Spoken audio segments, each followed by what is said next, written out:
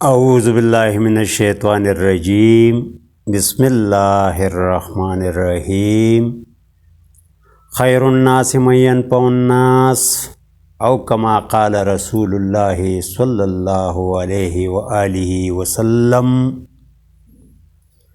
سبحانک لا علم لنا الا ما علمتنا انک انت العلیم الحکیم صدق اللہ مولانا العظیم۔ محترم سامعین و ناظرین، السلام علیکم ورحمۃ اللہ وبرکاتہ۔ امید ہے ایمان و صحت کی بہترین حالت میں ہوں گے۔ آج امراض قلب کے 18 ویڈیوز کے سرکل میں سے ایک تعارفی ویڈیو کے ساتھ حاضر خدمت ہوں۔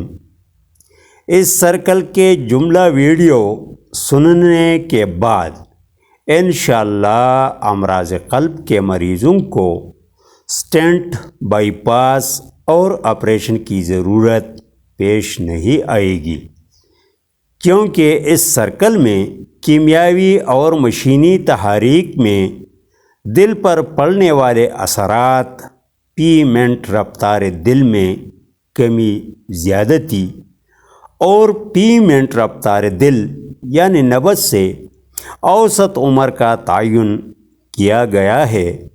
امید ہے فائدہ پا کر شیئر کر کے اپنے اخروی چینلز مونیٹائز کرنے کی کوشش ضرور کریں گے۔ عزیزان من، اللہ کریم مادر رحم میں جب انسان کی پیدائش کا ارادہ فرماتے ہیں تو سب سے پہلا خلیہ یعنی سل عضلات یعنی دل کا پیدا کرتا ہے، جو نشوونما پاتے پاتے پہلے ڈھیر سارے خلیات اور پھر ٹیشوز میں تبدیل ہو کر انسانی جسم کی بناوٹ میں سب سے پہلے دل کی ساخت مکمل ہو کر باقی 2 اعضائے رئیسہ یعنی جگر دماغ میں سے آخر تک دن رات اپنا کام کرتے کرتے 3.5 ارب دھڑکنیں پوری کر کے ابدی نیند سو جاتا ہے۔ ایک بالغ نارمل انسان کا دل 1 منٹ میں 69 تا 72 بار دھڑکتا ہے اور جسم کو 72 دھڑکنوں یا 1 منٹ میں تقریباً 5 لیٹر خون پمپ کرتا ہے۔ دل کے ان دھڑکنوں میں کمی بیشی امراض قلب کے باعث بنتے ہیں۔ یاد رہے، دل کی ان دھڑکنوں کے حساب سے عمریں بھی ترتیب پاتی ہیں۔ مثلاً ایک چوہے کا دل 1 منٹ میں 550 بار دھڑکتا ہے اور اوسط عمر 3 سال پاتی ہے۔ ایک نارمل بالغ انسان کا دل 1 منٹ میں 72، 1 گھنٹہ میں 4320، ایک شب و روز یعنی 24 گھنٹے میں 1,03,680، جبکہ سال میں 3,73,24,800 بار دھڑکتا ہے اور اوسط عمر 95 سال پاتا ہے۔ المختصر، قلب، عضلات یا دل اپنے مجوزہ مقدار سے جتنا تیز یا کم چلے گا اتنا ہی انسان کم یا زیادہ عمر پائے گا۔ یہی وجہ ہے کہ بلڈ پریشر کے حامل مریضوں کی عمریں دیگر افراد کی بنسبت کم ہوتی ہیں۔ جیسے بس یا رکشا کی بجائے ہوائی جہاز جلد اپنے منزل مقصود تک پہنچ پاتے ہیں۔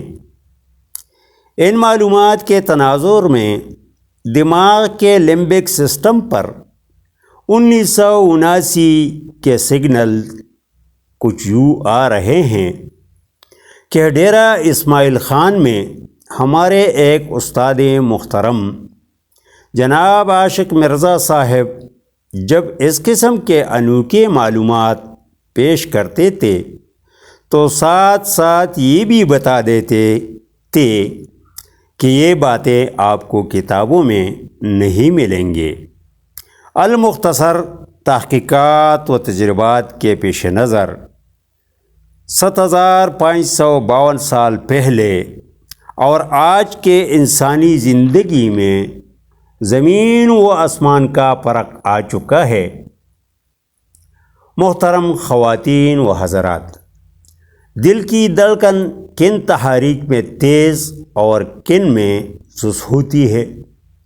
اس سوال سمیت دل کی بیماریوں سے متعلق ڈھیر ساری سوالات کے جوابات امراض قلب کے اس سرکل میں آپ کو ضرور ملیں گے، کیونکہ نبض ہی سے بآسانی معلوم ہو سکتا ہے کہ تحریک کہاں ہے، تسکین کہاں ہے اور تحلیل کہاں ہے۔